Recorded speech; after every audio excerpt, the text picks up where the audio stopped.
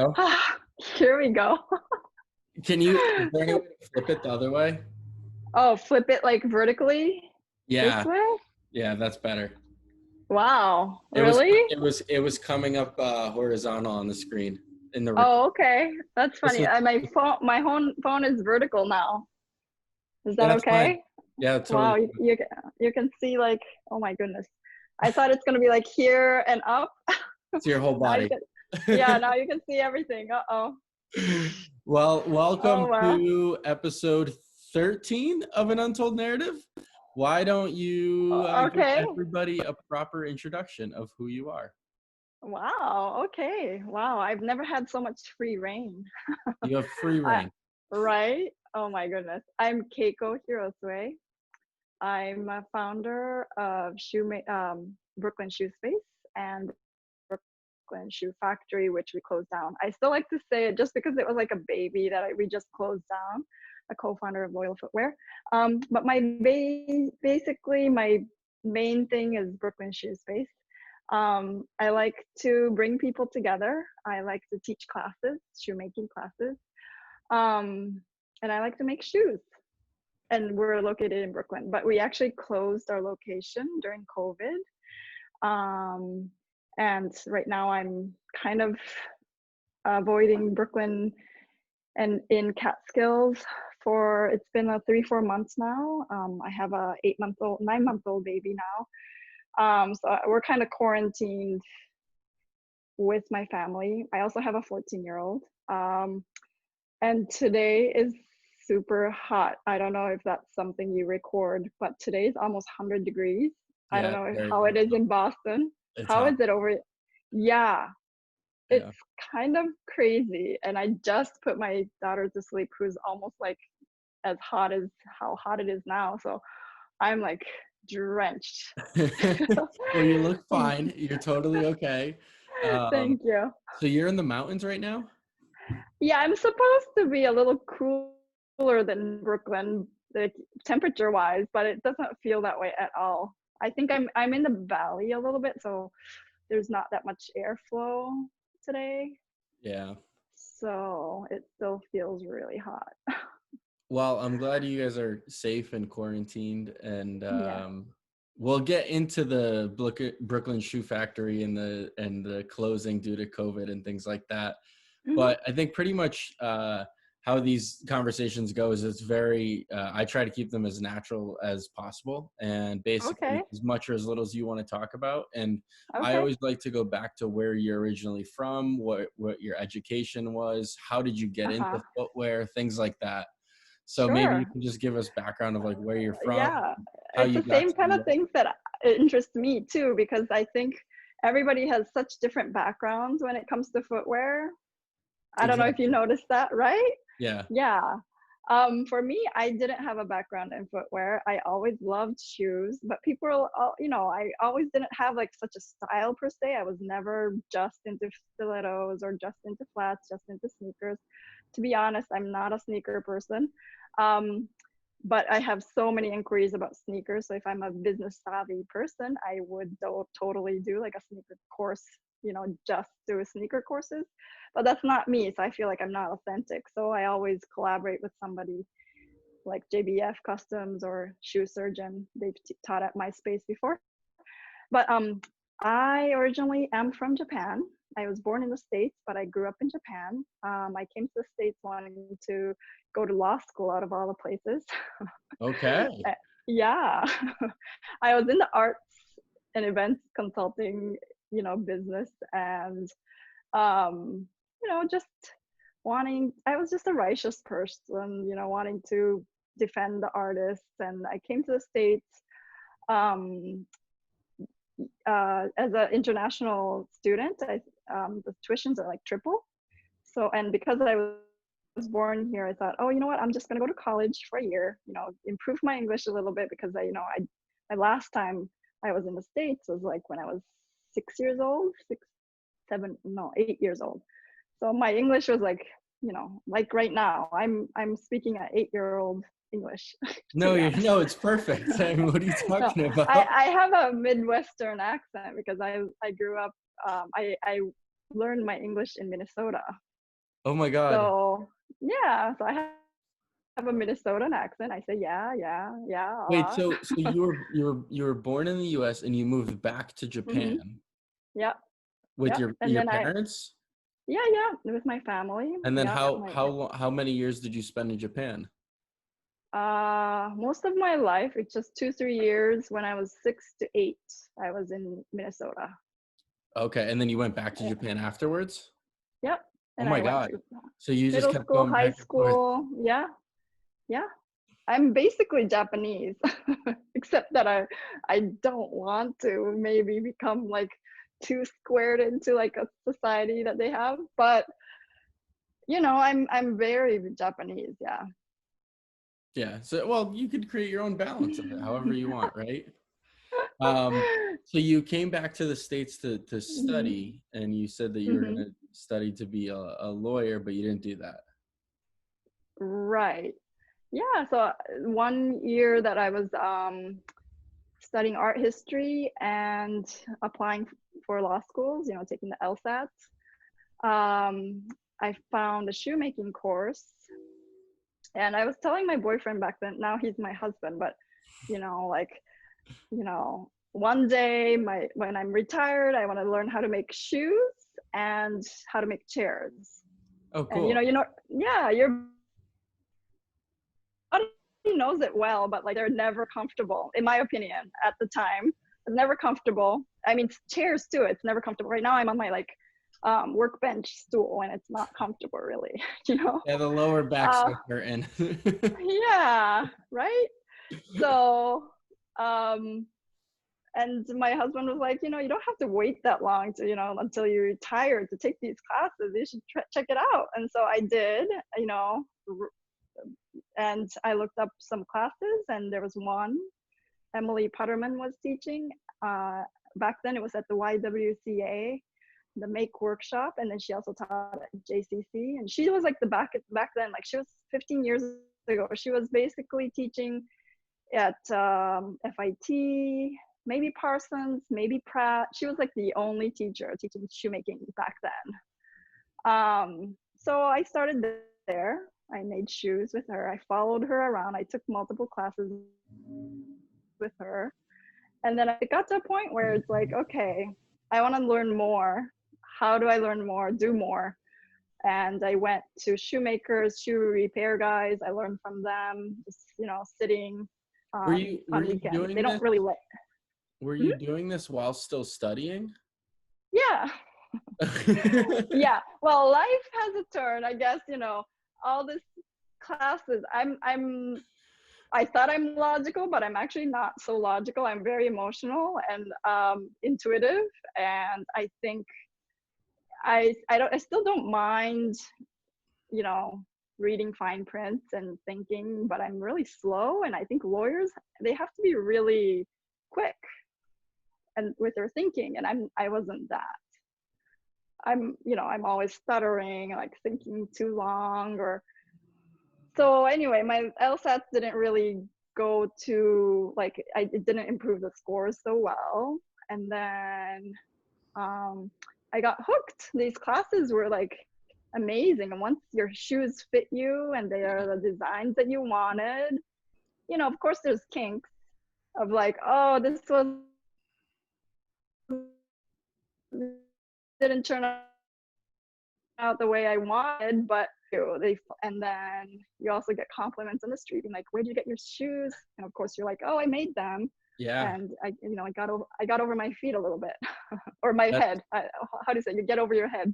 yeah, that's so And cool though. I mean, yeah, that's an amazing feeling, right? it is. Yeah. And then I thought, oh, how do I get into fashion? And I don't have a fashion degree. I went to college in Japan. Not a prestigious school. It was a good school in Japan, but like a university, but nobody knows it here. And I was like, how do I get into fashion? So I got into the fashion industry working in a corporate, doing like website management and project management, that kind of stuff. Okay. And then, yeah, slowly, fortunately, like fashion back then was still like happening, and somebody picked me up being like, oh, you can do this, then why don't you come and work for this company that I invested in. It's a smaller brand. What was it? um it's so the corporate was Theory. I worked at Theory for it wasn't long. It feels long, but it wasn't long, maybe like a year and a half or two, right when my son was born. So like all this happened when like, oh, I got pregnant. Oh, maybe we need to get married. We don't need to get married. Let's partner up. So I had a partner slash husband, and a son on the way. And I had my son, and then I went to work for Theory. I mean, I was really young back then. So we're like not You're really. still very young, by the way. You think so, right? No, no, no. But No, thank you. you're juggling so many different things, Yeah, and so you work for but this fashion but brand right, right. doing what? Website management, Okay. and it's back then. It was still new-ish, so you can manage things. So to kind of like translate between the web developers and the regular people, I guess, in a way. Okay. Right now, everybody is so versed in the web world. You don't need this role of a website manager, really. But Yeah, back yeah. then, yeah, back then, and we had a Japanese parent company, and that was new, and so they needed someone who can translate between Japanese and English, and Oh, so I cool. kind of helped that. Yeah. Um, but that didn't, it's not a super long project. And then after that, I worked for a smaller company called VPL by Victoria Bartlett, and I was just doing production management there. But it was super long hours. Everything, everything from designer had a design assistant, but then from production and on. So from the design all the way to production to shipping to a little assistance with sales and like logistics was me.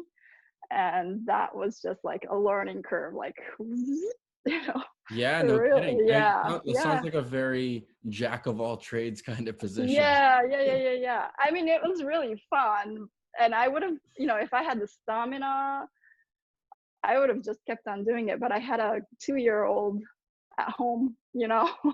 who's like I couldn't really see because I go home at like past 10 or 11. It's like Oh not man. worth my, I mean, Oh, of course I loved working and it was really fun, but I wasn't a bachelorette, or like, how do you say, like by yourself, or you had other yeah, responsibilities. yeah, it was a different time. Had I Yeah. been single, I would have totally immersed myself, but I wasn't. So that didn't last too long. But I kept in touch. I'm still in touch with both owners, designers. And then what did I do? And then I worked at Tucker. I'm actually wearing the shirt. It's What like a very vintage Tucker. what's the brand? uh, it's so embarrassing. It's called Tucker. Tucker by Gabby Basora. Right Okay. now it's called Tucker. Yeah, I was there for a little while as well. I love the brand. It's prints, silk printed dresses, and like really flamboyant colors. I so Shout out happen to be Tucker. wearing it. Yeah, I'm so happen to be wearing. This is now a vintage Tucker because it's been like over maybe 10 years now. Yeah, Oh man. yeah. But I wear everything to it till it dies. So I hope they're not embarrassed. That they're like, oh my god, there's this. Well, But anyway, well, maybe they'll yeah, see this, maybe not. Who knows? You never know. yeah. But shoemaking was always on the side. I But always had were you a still doing it this whole time? right now. No, like when you were No. working in the fashion industry, doing these different jobs, obviously with your Yeah. child. Oh, so I was taking classes, and during theory, I started teaching actually, because at theory there were some fashion girls who were like, "Oh my God, Keiko, you made these shoes," and they were like, "Can you teach me whatever you know?" So I did teach. I told them, I'm not experienced that much. I can tell you what I know, and they were okay with it. I didn't really charge much, but we just spent like Was it 12 was weeks. it through the company or was it on the side? I know on the side. Yeah. Oh, okay. Yeah, yeah. I taught in Red Hook, at like an art gallery residency kind of location. Oh man, that's Yeah, cool. yeah. And then I also did like easy sandal making classes in like a friend's back porch, in the one summer. And like How I much did still, you charge back then for a class? oh, like maybe like $200-300. And it's, Okay. yeah, for like a 10 or 11, 12, 13 weeks, like it Oh, was really, yeah. And that's a I care. long course for $200-300. Yes. I mean, we were just having fun, and Right. most of it actually went to the studio rental anyway. But I taught everybody, what I know, and everybody kind of came out with some shoes, but they're like, of course it's your first pair, so it's kind of like, I mean, if I do it now, it's like no way, but they all see me, I still keep in touch with them. They're my great friends, and they saw my journey of like really getting into the shoe making. I kept on learning. I kept on learning from different people, and eventually I got a space in Williamsburg that was upstairs in like an artist space, and I was still working full time somewhere else always. Oh, really? Just doing this on the, yeah, I was always doing this on the weekends, weeknights. At some point I was like, okay, I want to make shoes, but I don't have time. I need to produce some shoes so I can have something made. And so I actually worked with China, um, and had my own line of shoes called K-Star Shoes. Just, Seriously? yeah, I had my own line for like maybe 3 seasons. And I'm like, you know what? This is really not for me. I loved the shoes. I sold it to people. I also, at the end, I liquidated to, I don't know if you remember that back in the day, there was Daffy's. Do you I know don't Daffy? You know. don't know. It was like designers, like liquidation, like super cheap, like place you can go. It's Wait, not so Century you 21, but you so literally I, just designed and manufactured your own line of shoes? yeah, I did. Yeah, back then it was way easier. I think it's easier, and there's not that many brands that did How it did back then. you how did you find a contact in China? Um, how did I? Through through the brands that I worked with, I think, because Okay. I've worked, yeah, I think, yeah. Is that, or now I'm like trying to remember. Um, I still keep in touch with them to this day. They help me with like sourcing some materials. How Oh, did I that's meet awesome. them? Yeah, it's a funny story. I don't, now I'm like looking back. Um, I worked at many companies. I went to Italy.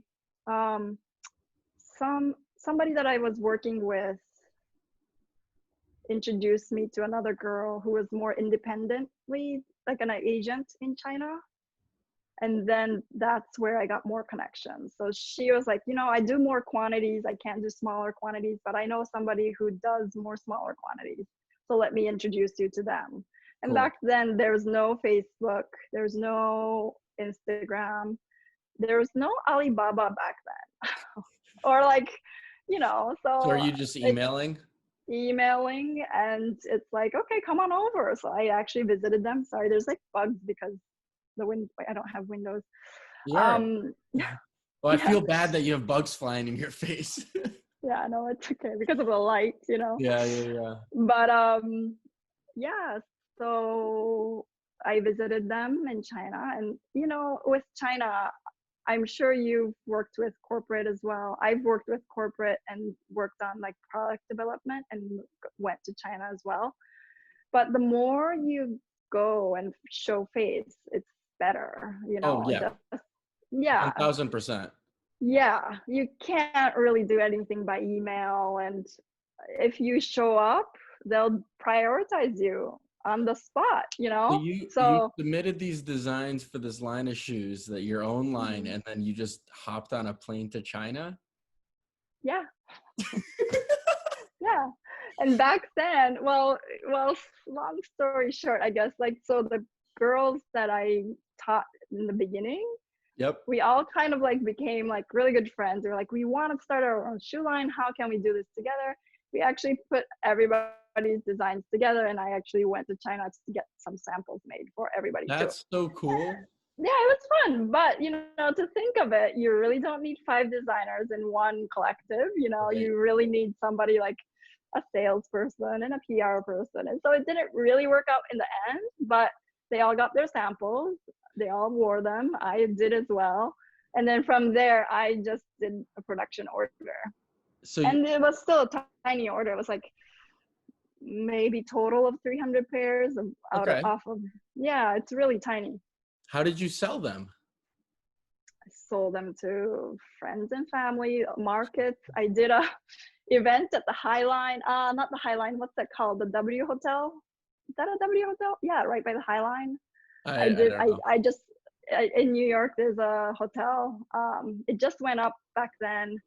I just booked a room and told people and just made flyers. I even had hired Seriously? people, yeah, to go on the Highline and, you know, pass out flyers. The This is hotel a was not, wild story. yeah, the hotel was not really happy that there's random people coming in, but they're like, oh, we saw this flyer, it's in room blah blah blah. And from the High Line you can see the room with like all the boxes of shoes. So that's where I sold some shoes with and the production. Actually, I also had a friend, a bag maker friend, who moved to China to do some production for bags. And so they were helping me as well. So we sold their shoes. No, they didn't do shoes. They did bags. So I sold their bags as well for them. Yeah. So it was like a joint kind of party, you know, drinks. I'm still baffled that you, one, made your own line of shoes, and then two, you just rented out a room in a hotel and you just passed out flyers. Yeah, that's how you did it back then. I did a lot of markets. I know a lot of designers, other designers that are still, going on till this day at markets. I saw them next door or whatnot. Yeah, Do like you, I mean, like I think that, Helena. I met Helena Fredrickson there, and I love her dress. I should have worn her dress, but like, she's been doing it for years. And or who else? Oh, even Aaron Osborne. I saw him at one of the markets. Um, and that was just back in the day when you just what years did is this? did stuff. 2009, Okay. maybe 2009, Like, oh, a little 2010. over 10 years ago. Yeah. That's so wild. That's But awesome. Good for you. yeah, thanks. But shoe designing was not really for me. I can design for myself what I want, but something to think about, like, the line, the collection, like, back then it was like make hundreds, and Yeah. showrooms, going to trade shows and all this, and that wasn't really for me. Um, and the markets, it's great, but it is a lot. Oh, I did Renegade, the first years of Renegade Craft Fair. It's great. I loved it, but like selling was not my forte, really. It's like, And you had to oh, do it all for the first yeah, three. of course. Yeah, Yeah, yeah. of course. Everything from wholesale, like making those line sheets, to Oh man. designing, production management, sales. And then eventually I'm like, you know what? I'm just going to liquidate everything. I really miss the making. I'm like, oh, I really miss the making. Well, I need to get rid of everything before I start another thing. So um, I really just liquidated everything. Sold it for really cheap. Do you have any of those samples still? No, None of them? no, I wore them to death. I have so many, but I wore them all. I did revive one of the sandals because I love them so much, and I have them here. Yeah, so I can make them, and I produced a little bit like in the last 2 years or so. Oh my God. Yeah, That I is, got them. I kind of got them component, like the upper's woven. It's a woven like gladiator sandal. yeah. Um, I decided I'll just have them kind of made so that I can assemble it here. But that's also I have components right now still in my luggage, like my warehouse, you call it. Yeah. But um, it kind of doesn't go with my whole ethos of like trying to make everything ourselves, keeping um the imprint smaller, all that. So Were it's a you little, did you do the footwear still even part-time on the side while you're working? yeah, worked for 80/20. I don't know if you remember, but it was the original hidden wedge sneakers back then. It was over 10 years ago. What was it called? Um, 80/20. So 80% 20. I think if you see the styles, you might recognize them. So Okay. Nike started doing those hidden wedge sneakers as well, like hidden heels. The sneakers that have Yeah, a yeah. heel. Yeah. So they started doing it after her, and Isabel Marant also did one that's like higher heels as well. So once the bigger companies started copying or like doing the style, she just couldn't, compete with them anymore. So she folded her company after maybe a decade and a half, maybe. Yeah. But now she started a new line of shoes called Vision Quest shoes. She's my shoe sister, soul sister. And yeah, so I worked with her, and I traveled to China with her as well. So that's been fun. So even though I was doing that, I always had shoe space on the side. I got you. So you were Yeah, literally doing both more or less at the same time. yeah, Yeah. yeah. That's And and so what year did you start Brooklyn Shoe Space? so shoe space Like became officially, shoe like you space. had like a studio, but like Yeah, I had a studio and I was renting out spaces to other makers. But officially, it really became shoe space when we moved to the new space, which is the storefront space that you came to the class for. yep. So that was 2004 or 5. No, Oh, no, no, no, no. That went back 15, 2 years ago, basically. hold on, you broke up for a second. Oh, What year was it? sorry. So it was like 2014, 14. 2015. Yeah, 14, Cool. 15. So Yeah, so we moved to the shoes space, which is in the storefront. That's when I actually like changed. It wasn't Brooklyn Shoe Space like in a little studio anymore. We just kind of made it all new with the help of all the members that moved with me from my old space. Yeah. right. So when I moved, I was kind of telling everybody, we kind of like grew out of our little space really quick. And I asked my friends slash members, we call it, like, if I move to a bigger space, rent is really expensive in New York. Yeah. So I couldn't go on my own. And then I also wanted more people around me. Like, I don't know if you know, but like when you're making shoes, you don't really need so much space. And then it's really isolating. Yeah. Thank goodness there's like internet and social media now that you can really connect to people. But back It's then it was very like, lonely. I mean, it's any yeah. type of artist craft is very when you're Hmm. trying to do it, whether it's full time or even as a part time thing. Like you spend a lot of time by yourself. Yes. And which is great in some ways, but it was just not for me. And also like the whole industry, not whole industry, but there's a lot of industry in New York, designers, and there's makers that come back from foreign, schools, and they just come back and they go corporate. And there's also fashion schools, and they all know how to make shoes at, for some, to some degree. And for them to continue making, there was no such space. And even when I was learning back 15, 17 years ago, it was like there was no other place to do it. I was working out of my bathtub at some point. I was like making dust, and collecting everything and washing it off as I worked, really. And our apartments are so small in New York, I feel Yeah. like. that I just thought, oh, it'll be great if I can share a space. And you know, once I started acquiring materials and not materials, equipment, I thought, you know, not everybody has to have all the same equipment. I should just share what I have. You know, like woodworkers and metal workers, they share Same equipment thing. sometimes, Yeah. like, yeah, like collective. And I thought that was brilliant. You know, not everybody has to have everything. You know, if somebody had done this before me, and I would just join as a member, but nobody had that. So I So thought, you know what, I'll just nobody do in it. New York City had a shared space. No, That's amazing. yeah.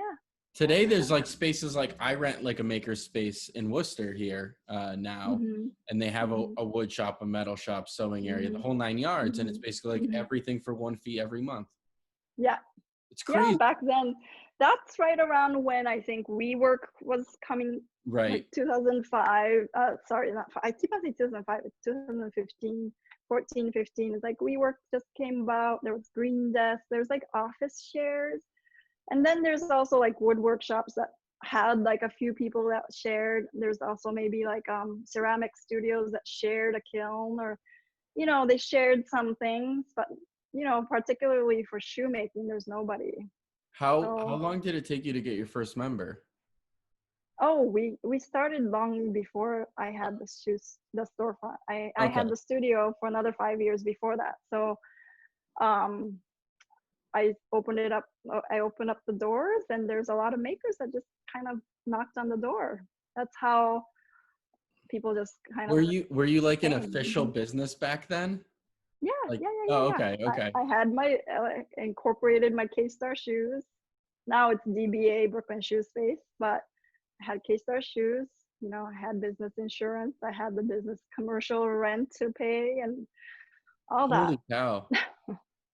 But you know, I had less equipment, so I acquired, you know, equipment slowly, and then slowly some shoemakers kind of gathered. So some from UK, like Elizabeth came from UK, Rebecca came back from UK and was in New York working corporate. Ritika also came back from learning in Hungary, and then she had her child. She was working corporate in footwear, but you know, she was like, you know, I don't want to go back. And she started coming to my space to make. At some point, Cece from 80/20 Shoes also came as well to share the space. Who else? But like, Yuji came from how Japan. Yeah. how did you, like, one day you just like, or I mean, I guess this has been like a long-term process, but like you were just like, I'm gonna just open up a business by myself. Like, how Mm, do you like come to that decision? Because not everybody's just gonna be like, I'm gonna get an LLC, I'm gonna, get insurance, I'm gonna do this. Like, right. No, it was my studio, and it evolved basically from like having my own brand, which I liked, but I didn't like. I liked teaching. I kept on teaching. From the first years, I actually did evolve a little bit more. I learned more, and I taught, you know, slowly and less people. Like it's not like so many people, but I kept so on you were you teaching. were you were seeing the return just by doing it out of passion, and you're like, you know what, Yeah, I could just do this. yeah. And you know, when I made it into a business, it was still my passion. I didn't really have to do it. I was just like, there's nobody out there doing this. I want to have everybody here making shoes in my studio. I have all the equipment. Everybody's so talented, all the designers. I can help. So that's kind of like how I started, That's I amazing. guess. Our And so you mentioned you moved into the storefront, and then you opened Hmm. up Brooklyn Shoe Factory. Is that what it was called? Shoes. No, it was Shoe Space, Brooklyn Shoe Shoe Space Space. first, but then what is the Brooklyn Footwear Factory, or what did you rename part of it as? No, I didn't rename anything, but you know, from the shoe space, what we did was we did shoe classes for one. We were also a shoemaking studio for some shoemakers, hub for makers. You know, we also sold tools. We still do. We sell tools, supplies. We invited other shoemakers to come and teach, like Marcel actually taught in my old space, not even before we even moved to the new space. Marcel came to teach shoemaking at our space as well. Um, and some like Italian bespoke makers came to visit as well. And then factory came about because there were a lot of prototype inquiries. People were asking us like, can you make prototypes for my new line that I want to start? Oh, So yeah, so we so it's really an started. extension. Hmm? It's like an Extension, yeah, yeah, extension. Yeah. yeah, Okay. yeah. And out of all the members, there was one person, Rebecca Hikes. She's the Yep. vegan cordwainer. She keeps on doing loyal footwear right now, but she had the vision also of keeping on doing the um, prototyping here in the US. And the idea is if you can make a prototype in the US, why can't we quantify it and produce it here? We should experiment. We should try it. So we did. So where Um, was the goal really just to help like startups make a prototype and then they can either make it in the States or ship it to China as their yeah, sample? yeah, yeah, yeah. Oh wow. Okay, cool. Yeah. And did a Um, lot of people inquire about that? Like was that like yes, oh okay. yes. I mean, we still get inquiries to this day, but like at some point it was like 10 inquiries a week, just I want Oh, to start online, do you do this and that, and we also help them go to China or like wherever they needed to.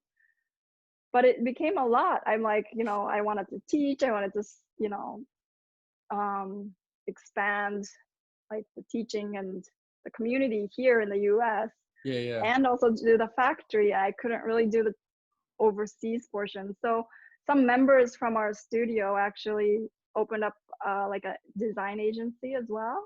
Oh, And cool.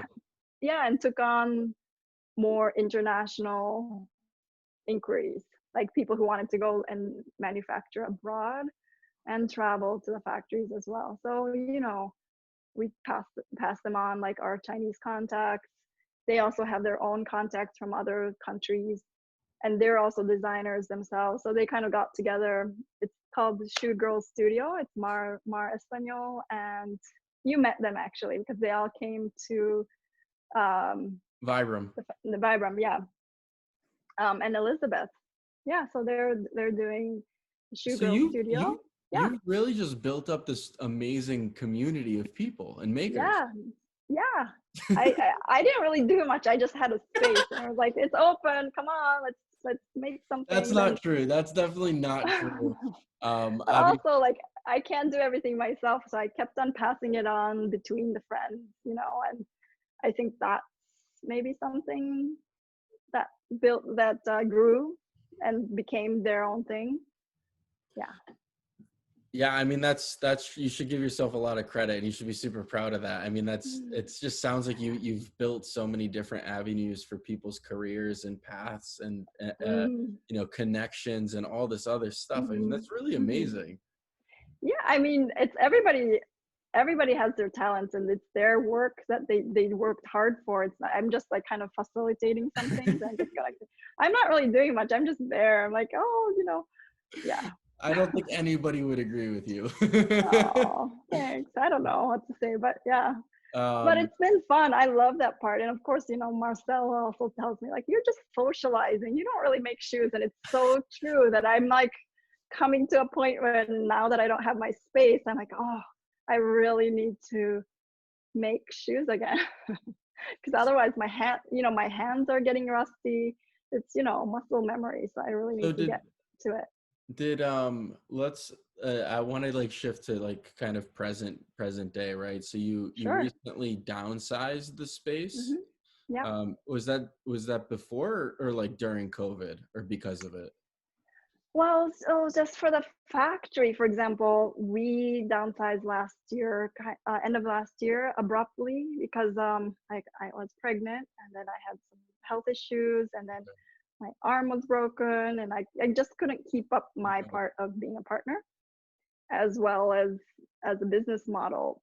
It's if you have your own brand and you're like vertically integrated factory, it's great. But when you're doing, as you know, like if you work for somebody else's brand doing like the end work as a factory, they really squeeze you.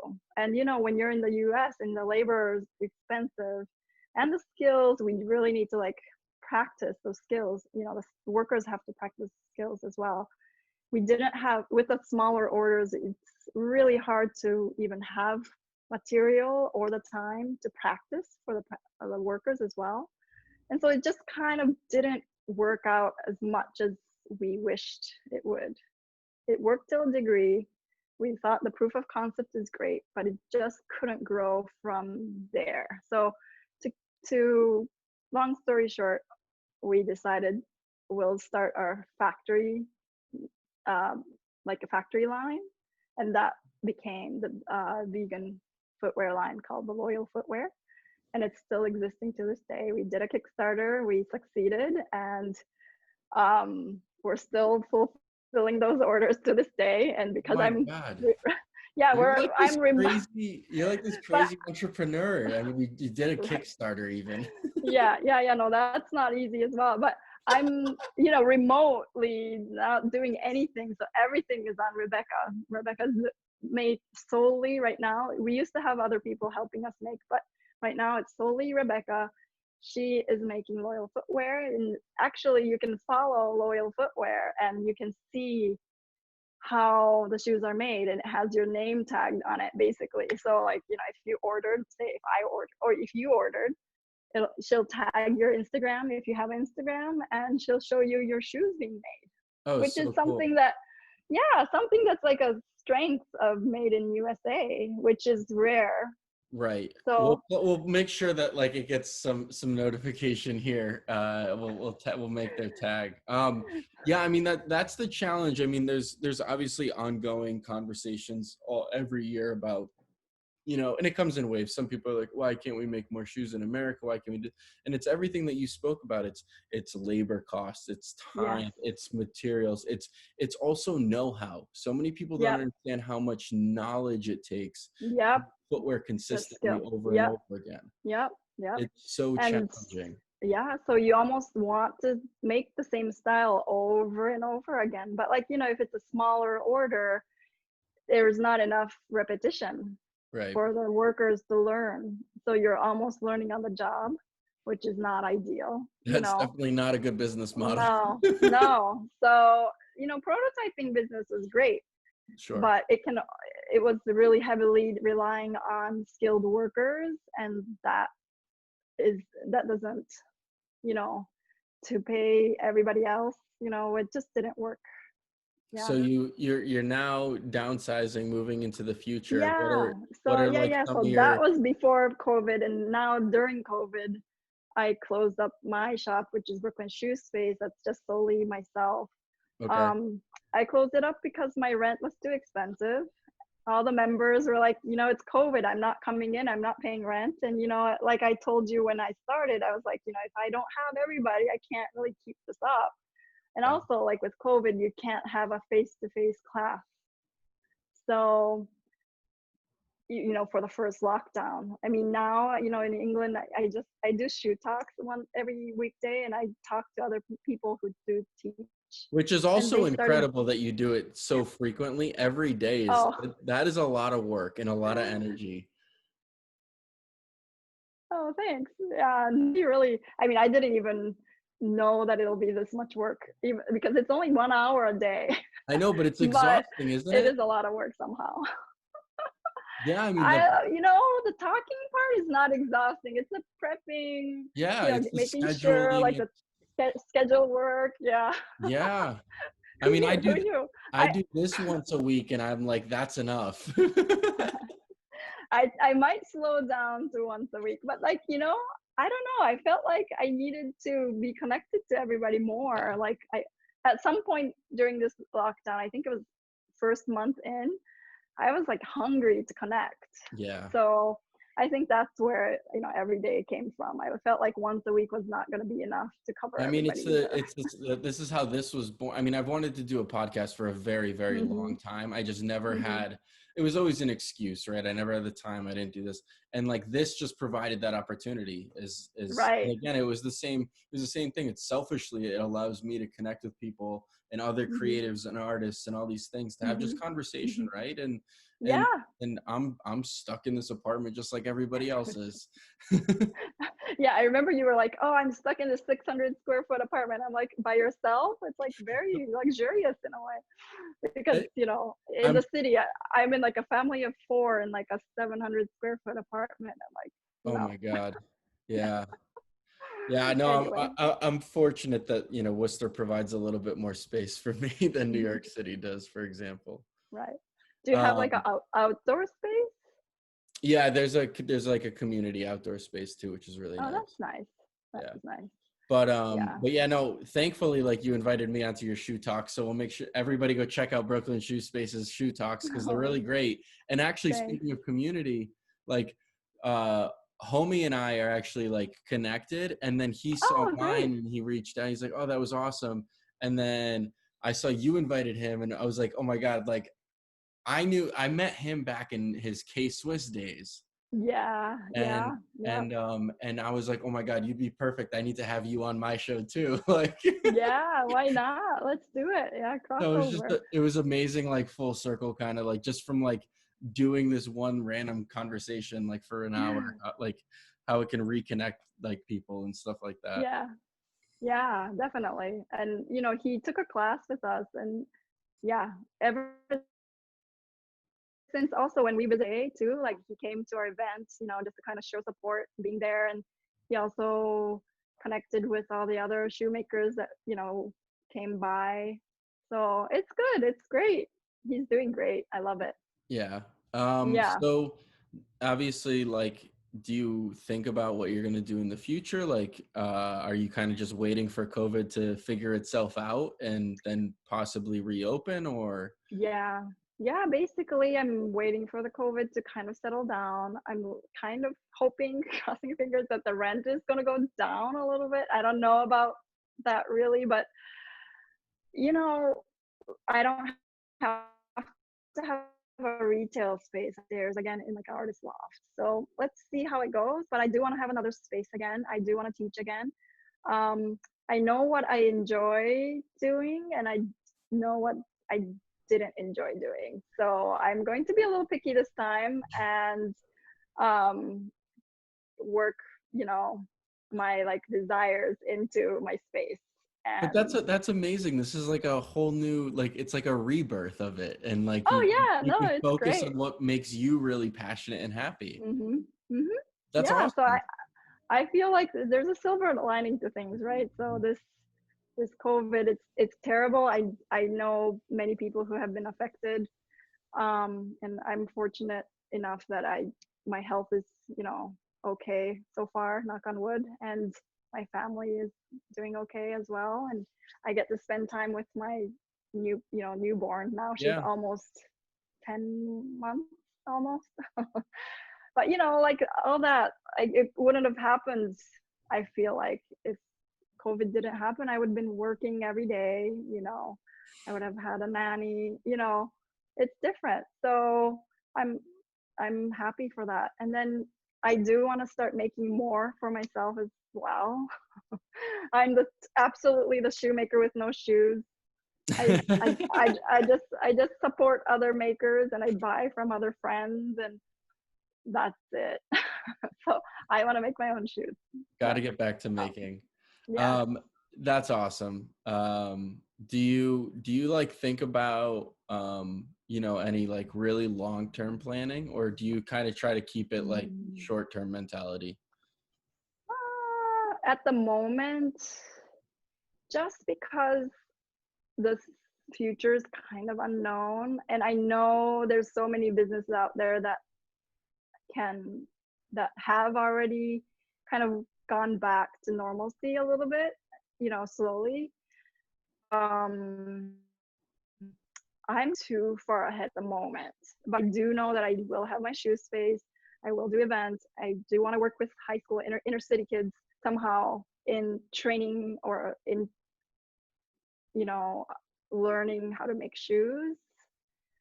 But I haven't thought about like the timeline yet, just because I don't even know about public schools going back in Right, September. Like right. it's it's a lot of risk for our families, it's like the government's just kind of gave up on it, and it's not really fair that the parents and the schools have to choose. Like each school has a different instruction, Yeah. and fortunately my son is in high school, so, and my daughter's like too small to go to a school anyway, so it's a little like easier in a way that he can kind of like self motivate and connect and do technical stuff on his own. But for, it's hard for everybody. And so at this moment I'm not really pushing my space or the crafts or the classes at the moment. But you know I just thought, being connected to everybody, bringing everybody together in shoe talks will keep us together, as well as I'll start doing online courses, and that's Oh, something cool. yeah, that's something I have to work on, and it's a It's very gonna be slow the future, process I here. think.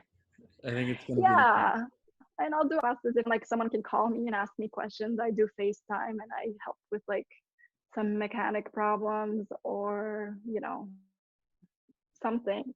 Yeah. But yeah, Well, that's I'm good. I'm kind of keeping it low key. Yeah, definitely. That's amazing. I'm like, uh, I'm sure there's like so many more details to your story and so many other like Yeah, experiences yeah, that you can share.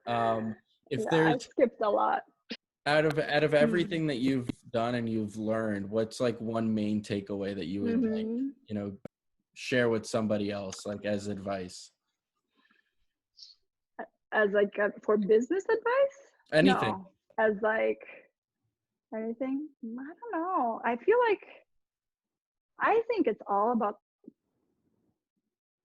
people. Like it's all so. Mm, um. I. I Being yeah. a Be good nice. person goes a long way. Be a good person. Yes, obviously have had it's not all like all good all the time, but you know I try to be good.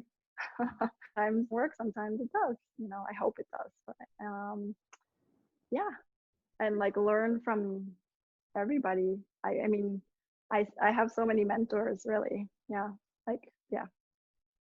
So, so let me ask you a question about like mentorship and stuff Hmm. like that. If somebody's listening to this, how do you recommend somebody find a mentor? Right? Like, is that because I've been asked the question of like, do you have mentors and stuff like that, and I just never really had like that opportunity to like get really close to somebody who can really teach me a Yeah. lot of things. Uh-huh. So, what's your advice there? Right. I think maybe my expectation for a mentor is not as high as what you have. Like I learn from everybody. Like it could be colleagues, it's not one person. I learned from teachers, of course, from the classes I took. So all my courses, even the beginner course that I took, Emily Putterman is my mentor as well. Like I don't tell them that you're my mentor, you know, and like I'm not, but I learned so much from them. I have like everybody who knows me from when I was experimenting, as well as sample makers, my Chinese contacts, my factory contacts, my shoemaking teachers, my pattern making teachers, even the shoe repair guy. Like Yeah. they're my mentors. I think I can call them mentors. And then my shoe um, community that I've been building and connecting all my friends, they are maybe not my mentors per se, they're my colleagues, I would say, and shoe friends. They're Yeah. like shoe family.